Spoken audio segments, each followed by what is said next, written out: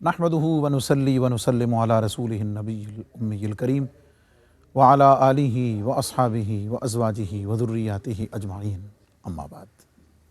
گنج بخش فیض عالم، مظہر نور خدا، ناقصاں را پیر کامل، کاملاں را رہنما، حضرت خواجہ خواجگان خواجہ معین الدین چشتی اجمیری رحمۃ اللہ تعالیٰ علیہ کا حضور سیدی و سندی و مرشدی حضرت داتا گنج بخش علی حجویری رحمۃ اللہ تعالیٰ علیہ کی بارگاہ میں ایک انتہائی مختصر اور جامع نذرانہ عقیدت و محبت جو حضور فیض عالم داتا گنج بخش رحمۃ اللہ علیہ کی عظمت و شان اور آپ کے تعارف کو رہتی دنیا تک پوری دنیا کے عارفین کے لیے، سالکین کے لیے، اولیاء کے لیے، زائرین کے لیے، محبین کے لیے، متوسلین کے لیے، قیامت تک کے لیے حضور فیض عالم کے فیض کا تعارف کراتا رہے گا۔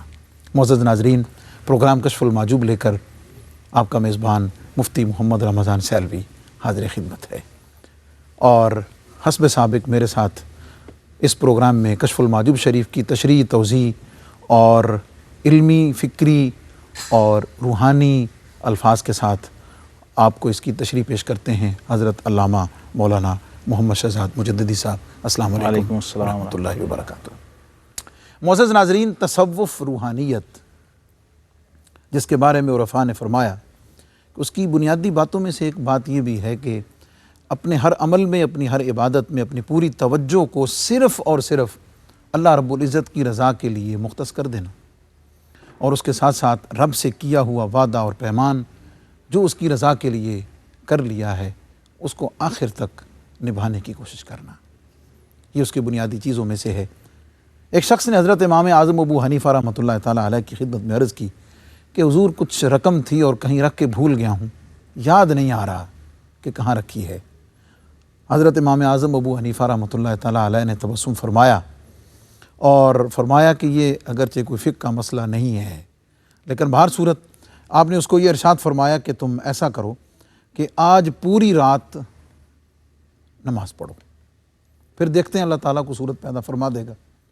اس شخص نے رات کو عشاء کی نماز کے بعد ظاہر ہے نوافل ادا کرنا شروع کیے، اور جیسے ہی اس نے اپنی اس عبادت کو شروع کیا تو اس کو یاد آ گیا کہ رقم کہاں رکھی تھی۔ بڑی مشکل سے جو رکعت 2 یا 4 کی نیت کی ہوگی مکمل کی، بھاگ کر گیا، نکالا اور سنبھال لیا۔ صبح اگلے دن حضرت امام اعظم ابو حنیفہ رحمۃ اللہ علیہ کی خدمت میں حاضر ہوا اور سارا قصہ عرض کیا۔ حضرت امام مسکرائے اور مسکرا کر فرمانے لگے کہ شیطان یہ کیسے برداشت کر سکتا تھا کہ تم پوری رات اللہ کی عبادت کرتے رہتے، اگرچہ تمہیں اپنی رقم یاد آ گئی تھی کہ کہاں ہے، لیکن تمہیں چاہیے تھا کہ تم پوری رات اللہ رب العزت کی عبادت کرتے رہتے۔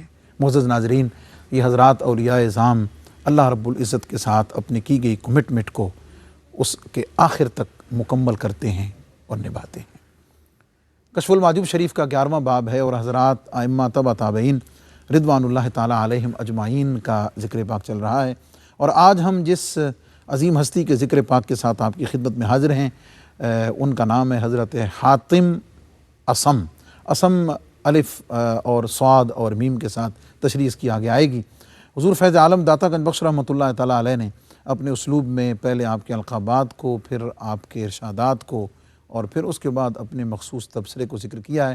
آپ کے ذکر پاک حضرت حاتم اصم کے ذکر کو آگے بڑھانے سے پہلے میں سب سے پہلے حضرت علامہ صاحب کی خدمت میں گزارش کروں گا کہ آپ کا یہ جو لقب ہے اصم، اس کا مطلب کیا ہے اور اس کی وجہ شہرت کیا ہے؟ بسم اللہ الرحمن الرحیم، الحمدللہ رب العالمین والصلاة والسلام علی اشرف الانبیاء والمرسلین وعلی آلہ وصحبہ اجمعین۔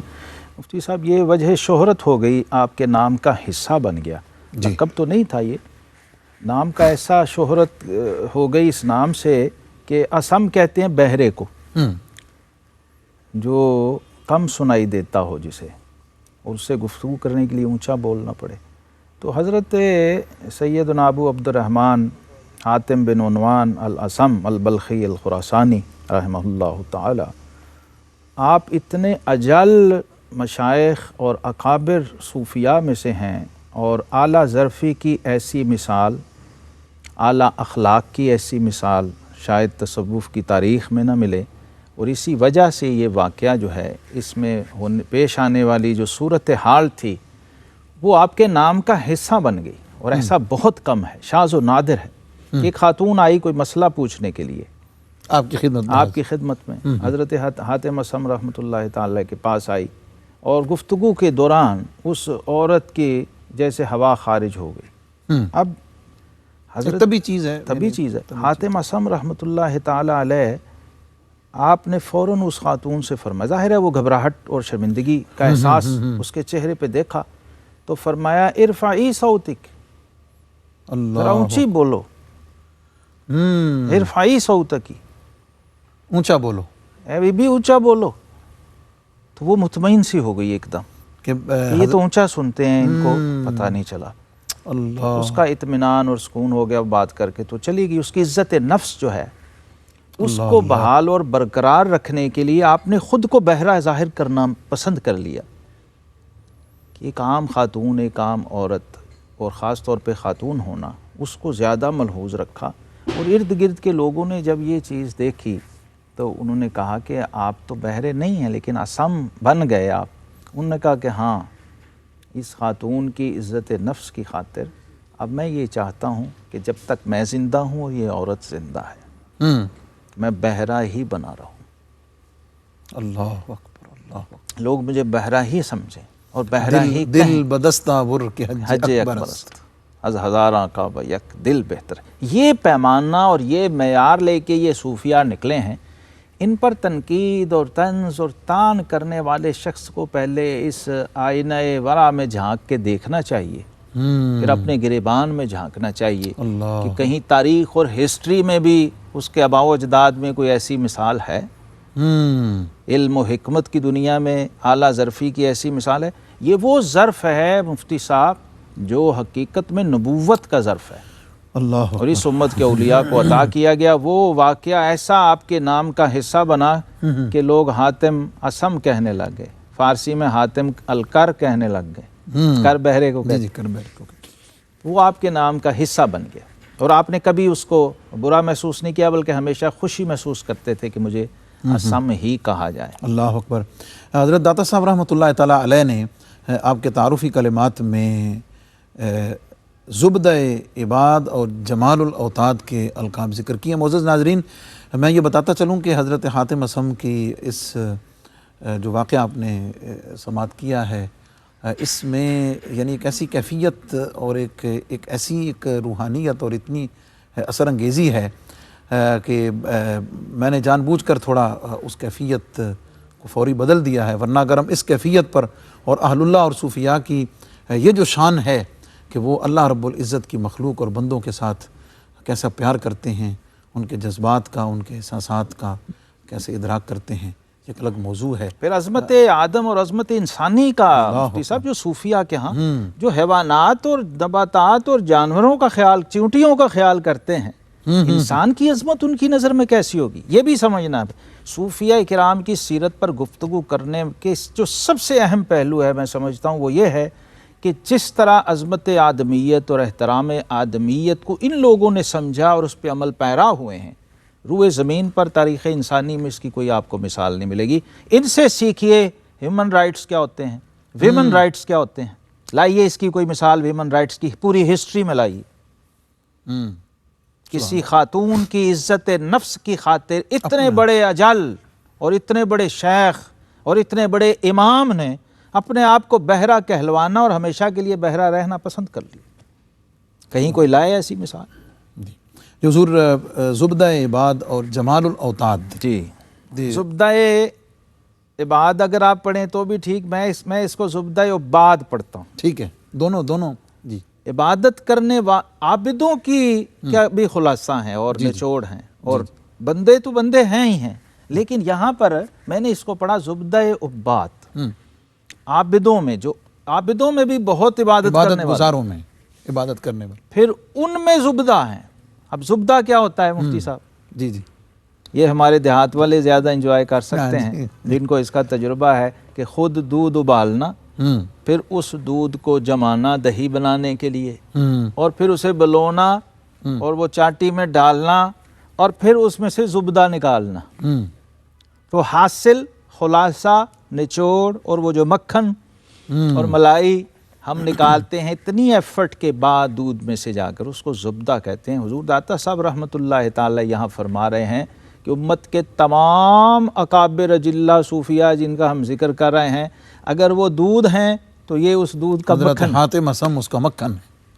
اللہ، اندازہ کر لیجئے کیا شان اور کیا مقام ہوگا۔ اور داتا صاحب رحمۃ اللہ تعالی علیہ نے کس طرح ان کی پوری شخصیت کو، ان کی سوانح کو، ان کے احوال و کیفیات کو دو لفظوں کے اندر بند فرمایا ہے ہمیشہ کی طرح، جیسے ان کی کرامت ہے کہ عبادت میں ان کا ذوق اس درجے کا ہے اللہ کی بندگی میں کہ ارد گرد کے لوگ جو صوفیاء ہیں، اہل حال ہیں، اولیاء ہیں، وہ بھی اس پر رشک کرتے ہیں۔ عبادت کا ذوق اس درجے کا۔ حاتم اصم رحمۃ اللہ تعالی علیہ، آپ کو ایک شخص نے دعوت دی، آیا کہ حضرت میری دعوت قبول فرما لیں۔ آپ نے کہا میں تو نہیں جاتا ہوں دعوتوں میں۔ اس نے بڑے منت سماجت کر کے، تو آپ نے فرمایا اچھا بس سنت ہے آپ قبول کر لیں۔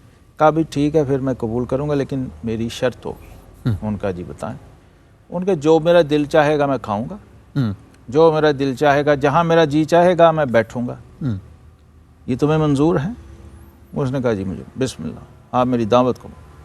دعوت ہو گئی جناب، بہترین کھانے اور بہترین لوگ اور روسا اور معززین شہر جمع ہیں۔ حضرت حاتم اصم رحمۃ اللہ بھی تھوڑی دیر بعد پہنچے، انہوں نے دیکھا استقبال کے لیے حضرت صاحب آ گئے، ملا، کہا بھئی تمہارے ساتھ وعدہ تھا ہم آ گئے، تو ماشاءاللہ ہماری حاضری ہو گئی۔ ان کا ٹھیک ہے، تو ان کا آئیں، ان کا نہیں، ہماری میرے سے شرط تھی کہ میں جہاں چاہوں گا بیٹھوں گا۔ ان کا ٹھیک ہے۔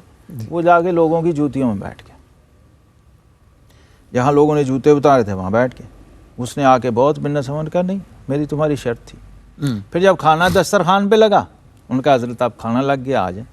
دسترخوان پہ لوگ بیٹھے، انواع و اقسام کے کھانے طعام لگے، آپ بھی آ کے بیٹھے۔ دسترخوان میں اپنی گودڑی میں ہاتھ ڈالا اور ایک خشک روٹی کا ٹکڑا نکالا اور اس کو چبانا شروع کر۔ اللہ، تو اس نے کہا حضور، فرمایا بھائی میں نے شرط کی تھی کہ جو میں چاہوں گا کھاؤں گا، تو مجھے کھانے دو، میں کھا رہا ہوں۔ جب پوری محفل مکمل ہو گئی تو حاتم اصم رحمۃ اللہ علیہ نے فرمایا اب ایک انگیٹھی لائی جائے۔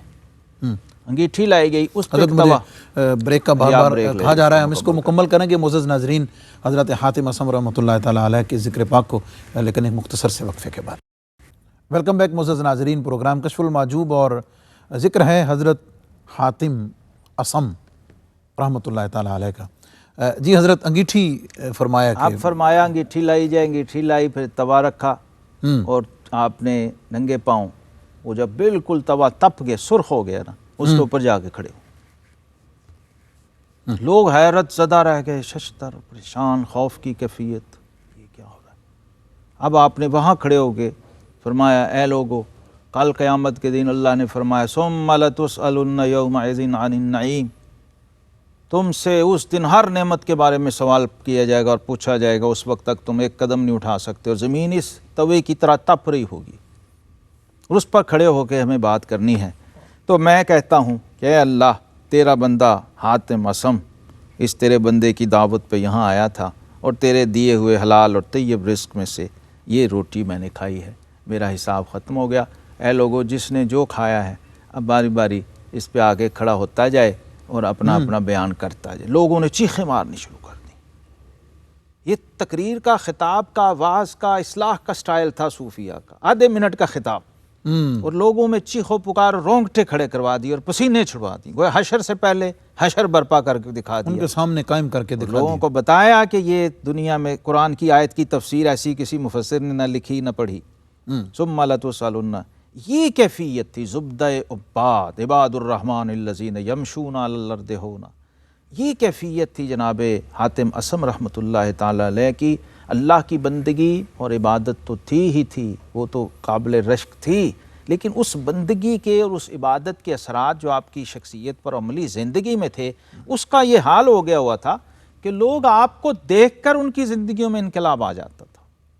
آپ کے پاس بیٹھنے سے، آپ کی بات سننے سے، آپ کے الفاظ کو صوفیاء نے جس طرح لکھا ہے اور محفوظ کیا ہے، میں سمجھتا ہوں کہ حاتم اصم رحمۃ اللہ علیہ کو ان ہمارے اکابر اجلہ صوفیاء نے بطور ایک پیشوا کے، ایک راہبر کے قبول کیا، اور جو کچھ وہ فرما رہے تھے اس کو منشور اور نصاب کے طور پہ لیا، محفوظ شاید کر اسی کے کی لکھا۔ آگے اس کا تسلسل ہے جمال الاوتاد۔ جمال الاوتاد، اچھا اس میں جو یہ دوسرا پہلو جو ہے جمال الاوتاد، یہ بتا رہا ہے اوتاد جو ہیں آپ کو معلوم ہے 4 ہوتے ہیں روئے زمین پر، اور ایک مشرق میں، ایک مغرب میں، ایک شمال میں، ایک جنوب میں، اور یہ ستون اور وتد، اس وتد سے ہے اوتاد، پلرس جن پر یہ پورا نظام تکوین جو ہے، تکوینی نظام کائنات کا سارا وہ چل رہا ہے۔ تو زمین جو ہے، زمین اور اس کے متعلقات میں ان اوتاد کا تصرف باطن کام کر رہا ہوتا ہے، احیاء و اماتت، خرق و غرق اور تحریک و ترزیق، صوفیہ اس کے لیے استعمال کرتے ہیں۔ جیسے حدیث میں فرمایا وَبِهِمْ يُمْتَرُونَ وَبِهِمْ يُرْزَقُونَ وَبِهِمْ يُنْصَرُونَ، یہ وہ لوگ ہیں جن کی برکت سے آسمان سے بارشیں برستی ہیں، اور جن کی برکت سے زمین سے فصلیں نکلتی ہیں، اور جن کی برکت سے اسلامی لشکروں کو کفار پر فتوحات حاصل ہوتی ہیں۔ گویا ان کا تصرف کار فرما ہوتا ہے نظام تکوین میں۔ یہ جو 2 القاب آئے حضور داتا صاحب رحمہ اللہ تعالی، یہاں سے میں یہ سمجھا ہوں، اور باقی کتابوں میں اس کی تائید بھی موجود ہے، کہ آپ بیک وقت نظام ارشاد اور نظام تکوین دونوں کے اندر قیادت فرما رہے ہیں۔ مفتی صاحب صوفیہ کرام یہ فرماتے ہیں کہ ہر وقت میں روئے زمین پر 2 قطب رہتے ہیں، ایک قطب ارشاد، ایک قطب مدار۔ قطب ارشاد جو ہے اس کا کام ہے رہنمائی اور رہبری کرنا اور نگرانی کرنا امور دینیہ، تبلیغ، لوگوں کی اصلاح، واعظ و نصیحت، یہ سارے معاملات۔ اور جو قطب مدار ہے اس کی ڈیوٹی ہے نظام تکوینی کے اندر قیادت کرنا اور کلیدی پوائنٹ پہ رہنا۔ اور یہ جو ہم سنتے ہیں ابدال، اوتاد، نجبا، نقبا، یہ سب اس کے تابع اور اس کا جو نظام ہے، ڈپارٹمنٹ ہے اس کا تکوینی، یہ سب آگے اس کے عہدے داران ہیں اور اس کے ورکرز ہیں، اس کی لیبرز ہیں، اور آگے کام کو چلانے اور چلوانے والے ہیں، انہی کے ذریعے آگے سلسلہ چلتا ہے۔ اب حضرت حاتم اصم رحمۃ اللہ تعالی علیہ کی یہ القاب بتا رہے ہیں کہ آپ کو ان دونوں دائروں کے اندر خدمت کا موقع عطا ہوا، اور دونوں کے اندر آپ کو قیادت کا شرف حاصل رہا ہے۔ نظام ارشاد کے اندر آپ دیکھ لیں کیسے تپتے توے پہ کھڑے ہو کے تبلیغ فرما رہے ہیں، اور نظام تکوین کے اندر حضور داتا صاحب رحمۃ اللہ تعالی نے فرما دیا کہ آپ اپنے وقت کے ان 4 اوتادوں میں سے ایک ہیں، اور ان میں بھی جمال، اور پھر ان میں جمال الاوتاد ہے، جمال الاوتاد، ان کی زینت ہے۔ یعنی اس کا مطلب کیا کہ ان 4 میں موسٹ سپیریئر اور سینئر پرسن ہے۔ جی۔ آپ کے بارے میں فرمایا کہ آپ محتشمان بلخ سے ہیں اور قدماء مشائخ خراسان سے ہیں۔ اس میں ایک چیز جو تھوڑی سی وضاحت طلب ہے معزز ناظرین کے لیے، کہ 2 الگ الگ شہر ذکر کیے ہیں، یعنی بلخ بھی اور خراسان بھی، اور اس کے ساتھ ایک لقب بھی الگ ہے کہ بلخ ہے تو اس کے محتشم ہیں، اور خراسان کے قدماء مشائخ تھوڑی سی اس میں یہ ہے، ہاں بالکل، یہ فوری پڑھنے والا جو ہے یہاں یہی اس کی کیفیت ہوگی جو آپ نے فرمائی۔ تو اصل بات یہ ہے کہ خراسان صوبہ ہے، بلخ شہر ہے، جیسے پنجاب صوبہ ہے، لاہور شہر ہے۔ تو خراسان کا سب سے یعنی جو کہہ لیں کہ عروس البلاد شہر تھا وہ بلخ تھا۔ بلخ کو بڑی مرکزیت حاصل رہی۔ حضرت ابراہیم ابن ادھم رحمۃ اللہ علیہ وہ بھی بلخ سے ہیں، اور جناب حاتم اصم کے شیخ اور مرشد اور استاد شقیق بلخی رحمۃ اللہ علیہ وہ بھی بلخ سے ہیں، اور آپ کا بھی تعلق بنیادی طور پہ بلخ سے ہے۔ بلخ شہر کے اندر مشہور و معروف ہوئے، اور بلخ کے اندر بہت عزت مرتبہ اور مقام پایا، اہل فقر میں، اہل زہد میں اور اہل علم میں۔ اور خراسان کے اندر چونکہ یہ بات ہو رہی ہے 2 صدی ہجری کی اور 3 صدی ہجری کی، تو اس دوران ظاہر ہے یہ قدماء کا دور ہے، تبع تابعین کی بات ہو رہی ہے۔ خراسان ظاہر ہے مرکز تھا، بے شک بہت بڑے بڑے اکابر، پہلے ذکر بھی ہو گیا بزرگوں کا، ان قدماء کے اندر آپ کا نام، اور اس لسٹ میں تذکرے میں آپ کا یہ ذکر بتا رہا ہے کہ ان قدماء میں آپ کا شمار ہے، اور ان قدماء کے اندر آپ بہت ہی مشہور اور معروف شخصیتیں اپنے دور اور اپنے زمانے میں ہی ہو چکے تھے۔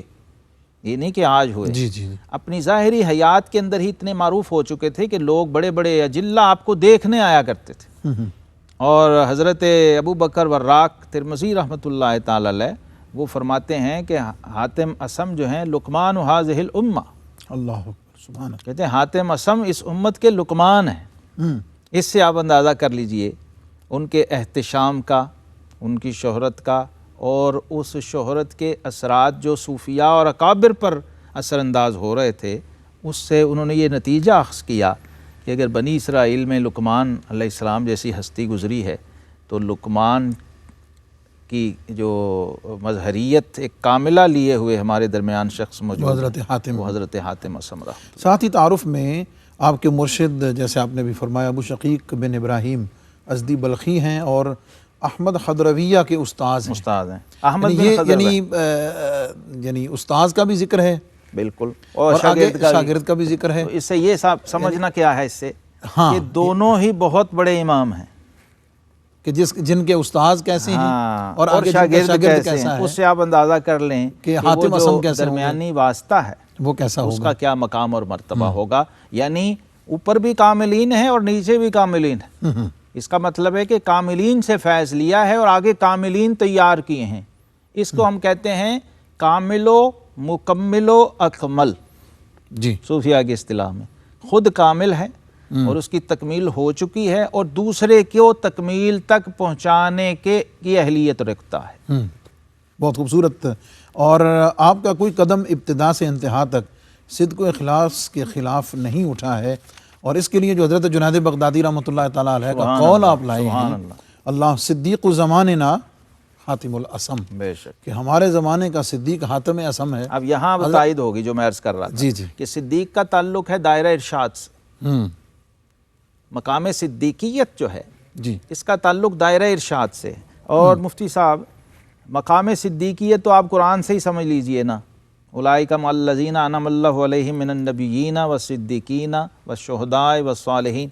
جی جی قرآن جو ترتیب ہمیں دے رہا ہے کہ نبوت کے بعد اگر کوئی مرتبہ ہے تو وہ مقام صدیقیت ہے۔ ان اللہ Official. معنا کی جو خصوص لا تحزن ان اللہ معنا، یہ مقام صدیقیت ہے کہ صدیقیت جو ہے اس کو نبوت کی معیت کبریٰ اور تامہ حاصل ہوتی ہے۔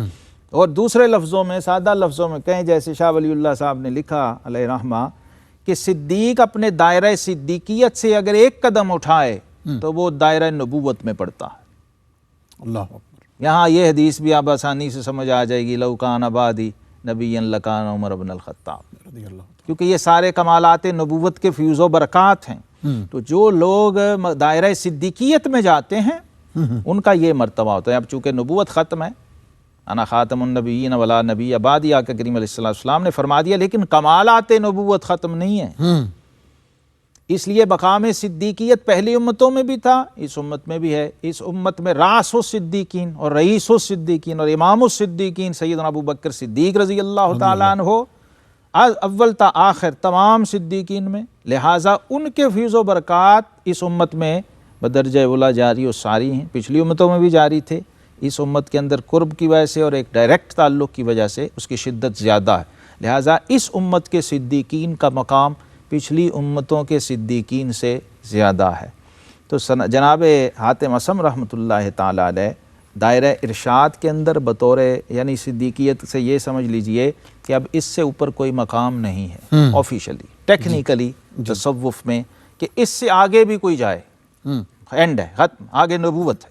جی پھر اس سے نیچے ہے شہداء اور صالحین۔ شہداء وہ والے نہیں ہیں جو جاگے شہید ہو جاتے ہیں اپنی جانیں کو، وہ جو اہل مشاہدہ ہیں، یہ شہادت سے ہے، دیکھنے سے، مشاہدہ سے، اہل مشاہدہ ہیں۔ اس کے بعد صالحین جو عام صوفیاء اولیاء ہیں اور نیکوکار لوگ ہیں۔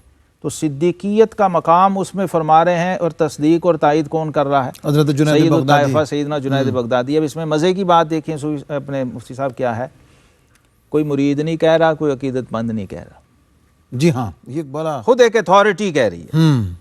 جو تصوف میں اتھارٹی ہے وہ بتا رہے ہیں کہ حاتم اصم رحمۃ اللہ تعالیٰ علیہ مقام صدیقیت پر فائز ہیں۔ تو حاتم اصم رحمۃ اللہ تعالیٰ علیہ کی شان میں اگر اور کوئی بات بھی نہ کہی جائے، یہ صرف ایک ہی بات کہہ دی جائے تو میں سمجھتا ہوں یہ اینڈ ہے، یہ آخر ہے، لیکن داد صاحب تو یہاں سے شروع فرما رہے ہیں، آغاز کر رہے ہیں۔ حضرت حاتم اصم رحمۃ اللہ، جیسا کہ میں عرض کیا کرتا ہوں، امام خطیب بغدادی بھی لکھتے ہیں، اور خطیب بغدادی کے شیخ، یہ بھی میں بات دہرانا چاہتا ہوں، حدیث میں ان کے استاد حضرت امام ابو عبد الرحمن السلمی رحمہ اللہ تعالیٰ، ان کی سند سے بھی لاتے ہیں۔ انہوں نے بھی لکھا ہے طبقات کے اندر، اور انہوں نے تاریخ بغداد کے اندر، کہ حضرت حاتم اصم رحمۃ اللہ علیہ آپ بھی مسند ہیں، اپنی سند سے حدیث کو روایت کرتے ہیں، باوجود اس کے کہ کانا عرف بالزہد والتقلل واشتہر بالورع والتکشف وَلَهُ کلام مدون فی الزہد والحکم۔ اس کی تشریح اور توضیح بڑی ضروری بھی ہے، اور میں سمجھتا ہوں کہ ہمارے جو گفتگو شخصیات کے اس تصوف کے پہلو پہ ہوتی ہے، اس پر ہم تفصیل سے بات کریں کہ معزز ناظرین، حضرت حاتم اصم رحمۃ اللہ تعالیٰ علیہ کا عروج مرتبت علم میں، تصوف میں، روحانیت میں آپ سماعت کر رہے ہیں۔ مزید انشاءاللہ العزیز تھوڑی بات ہوگی ایک مختصر سے وقفے کے بعد۔ Stay with us. Welcome back معزز ناظرین، پروگرام کشف المحجوب اور ذکر ہے حضرت حاتم اصم رحمۃ اللہ تعالیٰ علیہ کا، اور آپ نے بریک پر جانے سے پہلے سنا کہ آپ کی شہرت ایک صوفی اور صوفیاء میں بڑے عظیم ہستی کے طور پر ہے، جیسا کہ آپ نے تفصیل سے سن لیا ہے، لیکن آپ کا علمی پہلو جو حضرت آپ صاحب مسند، صاحب سند محدث ہیں جی، اور اپنی سند سے روایت کرتے ہیں، حضرت شقیق بن ابراہیم بلخی سے روایت کرتے ہیں، شداد بن حکیم سے کرتے ہیں، عبداللہ بن مقدام سے کرتے ہیں، رجاء بن محمد سے کرتے ہیں، اور آگے ان سے کرنے والوں کی بھی ایک لسٹ ہے۔ حضرت امام احمد بن حنبل کے ساتھ آپ کی مجلس رہی، اور وہ بھی ایکنالج کرتے تھے آپ کے محدث ہونے کو، یہ حلقہ نشینی آپ کو حاصل رہی ہے۔ اپنی سند سے روایت کرتے ہیں جو امام مالک سے ہو کے امام زہری سے امام سیدنا انس بن مالک تک جا رہی ہے، صاحب موطا امام مالک سے۔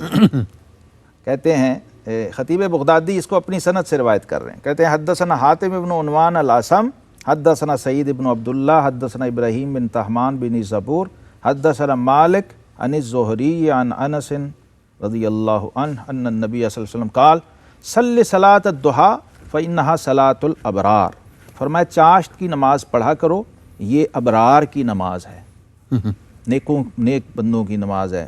وسلم اذا دخلت بیتک، جب گھر میں داخل ہو تو سلام کرو، کیوں؟ یکثر خیر بیتک، فرمایا اس سے تمہارے گھر میں خیر و برکت ہوگی۔ گھر میں جائیں تو سلام کریں، سبحان اللہ، اپنے گھر میں بھی جائیں تو سلام کریں، ضروری نہیں کہ دوسروں کے گھر میں سلام، ضروری ہے۔ تو اس کی برکت کیا ہوگی؟ گھر کے اندر جو لوگ کہتے ہیں برکت نہیں ہے، وہ سلام کو عام کریں تو دیکھیں پھر کیسی برکتیں پھوٹتی ہیں۔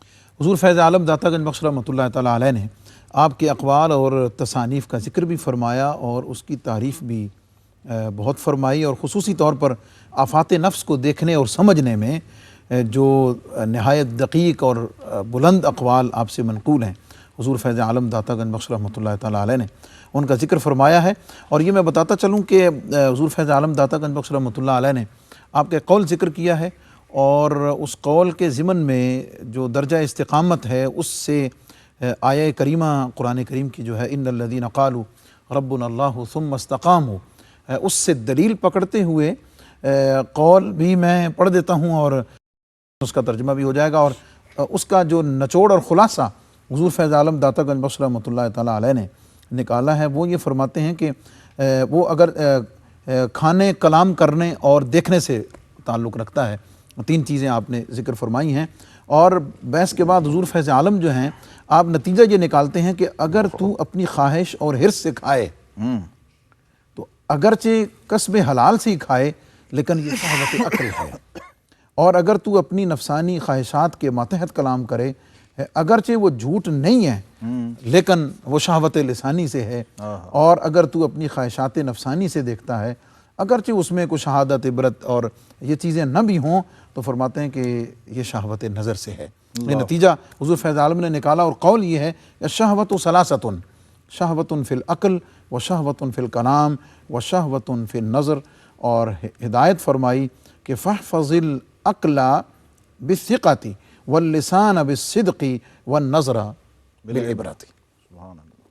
حضور کیا مطلب ہے اللہ اکبر، اس پورے کی؟ میں چاہوں گا کہ جو ہمارے پاس کو جمع کر دیا وقت ہے ایک جگہ اس کے اندر مکمل طور پر اس کا احاطہ جو ہے وہ کر لیا جائے۔ فرماتے ہیں کہ جو کھانے پینے میں اللہ پر توکل کر لیتا ہے وہ شہوات عقل و شرب سے آزاد ہو جاتا ہے، یعنی تشخیص بھی کر دی ہے، تجویز بھی فرما دیا، مرض کی تشخیص بھی ہو گئی، علاج کی تجویز بھی۔ علاج کیسے کرنا؟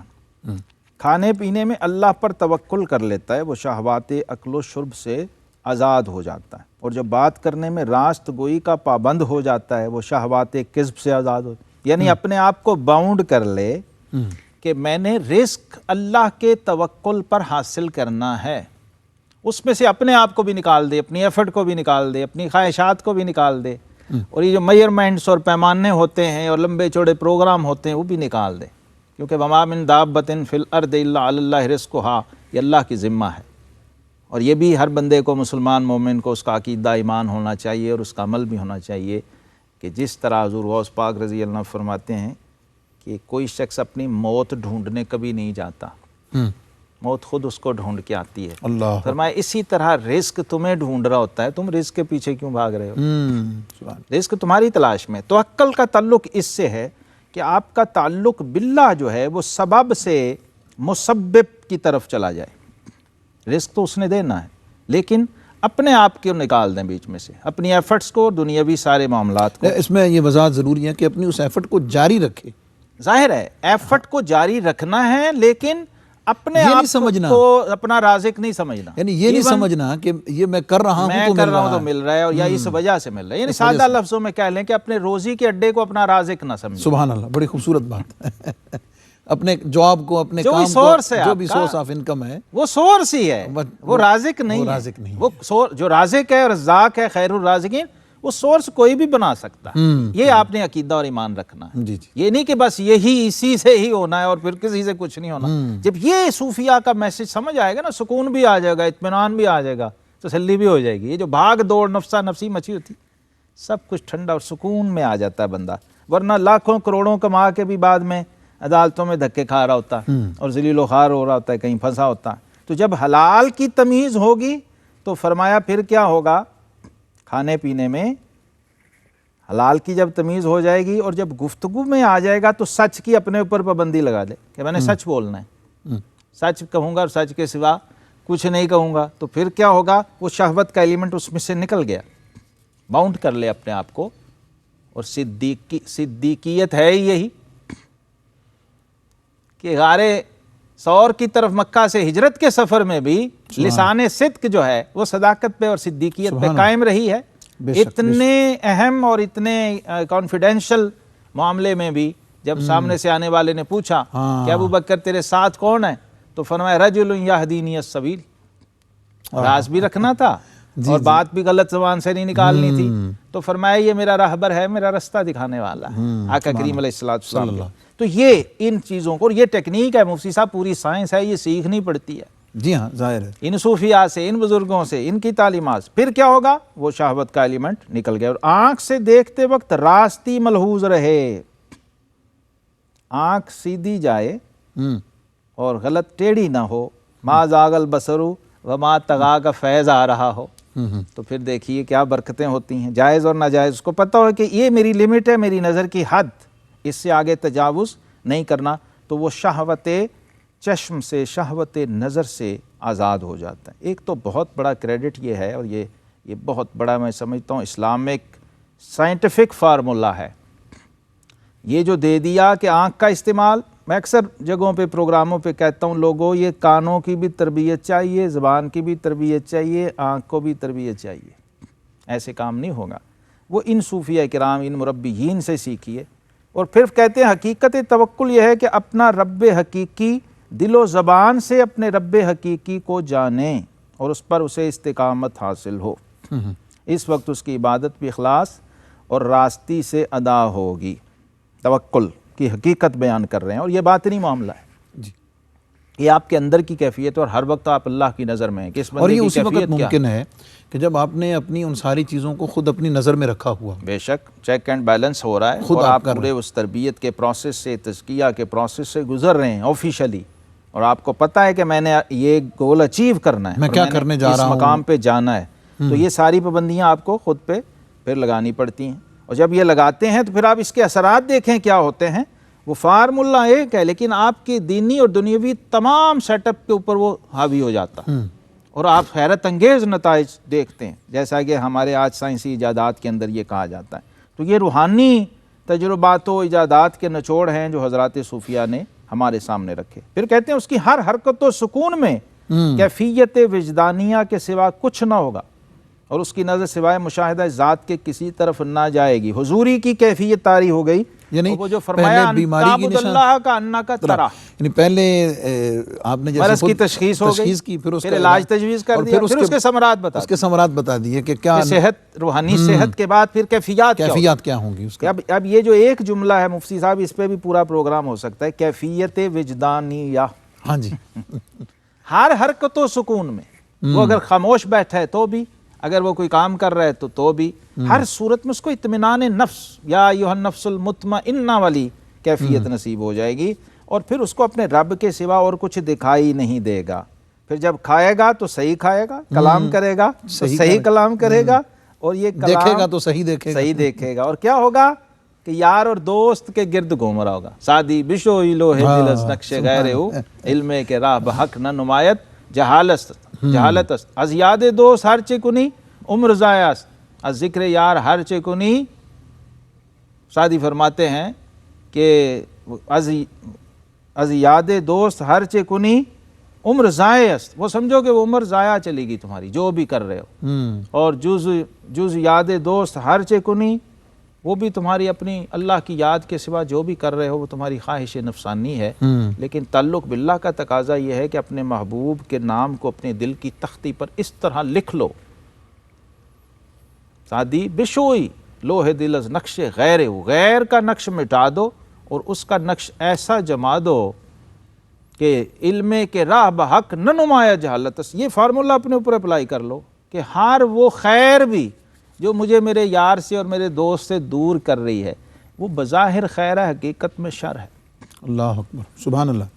وہی آخری چیز کو اپنانا، اس کا جو نتیجہ داتا صاحب رحمۃ اللہ علیہ نے جو نتیجہ اخذ کر کے ہمیں اس میں سے دیا ہے کہ اپنی خواہش اور حرص سے کھائے، اگرچہ کسب حلال سے ہی کھائے، مگر یقیناً شہوت عقل ہے۔ اپنی ہوائے نفسانی کے تحت کلام کرے، اگرچہ وہ دروغ نہ ہو، مگر اب یہ باریک ترین چیز ہے جی ہاں، اور لطیف ترین، اور نتیجہ بھی داتا صاحب رحمۃ اللہ تعالی نے اخذ کر دیا کہ شہوت لسانی اپنی خواہش نفسانی سے دیکھے، اور اگرچہ اس دیکھنے سے شہادت وغیرہ میں کام لے، مگر یہ وبال اور شہوت نظر۔ اب یہاں سوائے اس کے کہ للہیت 100% جب تک نصیب نہ ہو جائے، آپ کی خیر بھی مشکوک ہے۔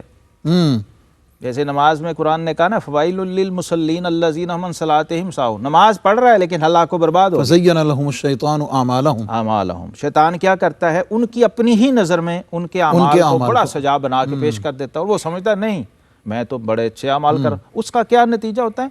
الٹا تکبر، انانیت اور خود پسندی اور عجب پیدا ہو رہا ہوتا ہے بظاہر اس کی ہوئی عبادت سے۔ صوفیہ اس کی بھی تشخیص کر رہے ہیں کہ صرف گناہ اور برائی سے ہی نہیں بچنا، بلکہ نیکی کے لبادے میں کی ہوئی برائی اور شر پہ بھی نظر رکھنی ہے۔ جب اس سے بچ جاؤ گے تو یہ مقام حاصل ہوگا، نظر بھی پاک ہو جائے گی، زبان بھی پاک ہو جائے گی، اور یہ جو خواہشات ہیں، یہ جو دل دماغ ہے، یہ بھی پاک اور پاک۔ بہت شکریہ جناب، بڑے خوبصورت انداز میں، بڑے علمی فکری انداز میں حضور فیض عالم داتا گنج بخش رحمۃ اللہ تعالیٰ علیہ نے جو حضرت حاتم اصم رحمۃ اللہ علیہ کا ذکر فرمایا، اور اس میں آپ کے قول کی تشریح اور توضیح جس جامعیت کے ساتھ، جیسے آپ نے سنا کہ پہلے مرض کی تشخیص کی، پھر اس کا علاج بتایا، اور تیسرے مرحلے پر اس کے ثمرات کو بھی بتا دیا کہ اس کو فروٹفل کیسے کیا جا سکتا ہے، اس کی علامات کو بتا دیا ہے، اور اس میں خاص بات یہ کہ اگر آپ خیر پر بھی ہیں تو اس خیر کو بھی ایک دفعہ ریویو کر لیجئے قرآن و سنت کے اور اس اخلاص کے معیار پر جو حضرات صوفیہ اعظام نے اپنے عمل سے قیامت تک کے لیے حضور کی امت کے لیے نمونہ چھوڑا ہے۔ یہ قرآن پاک کی آیات اور نبی پاک علیہ السلام کی سنت و شریعت کی وہ خوبصورت اور عظیم اور بڑی فکری اور بڑی نفیس تعبیر جو حضرات صوفیہ اعظام نے حضور کی امت کے لیے چھوڑی ہے، یہی بنیادی طور پر ان اہل اللہ کا کام ہے، ان کا مشن ہے، اور یہی ان کا پیغام ہے۔ اس بات کو، اس پیغام کو سمجھنے کے لیے پروگرام دیکھتے رہیے کشف المحجوب۔ مجھے اور میرے معزز مہمان کو، ہم سب کو پروگرام سے اجازت دیجیے۔ انشاءاللہ العزیز اگلے پروگرام میں ایک نئی ہستی کے ذکر کے ساتھ، نئے اسلوب، نئے الفاظ، نئی فکر، نئے وجدان کے ساتھ آپ کی خدمت میں حاضر ہوں گے۔ اپنا، اپنوں کا، دائیں بائیں سب کا بہت خیال رکھیں، اس میں ہم سب کی بہت بھلائی ہے۔ والسلام علیکم ورحمۃ اللہ وبرکاتہ۔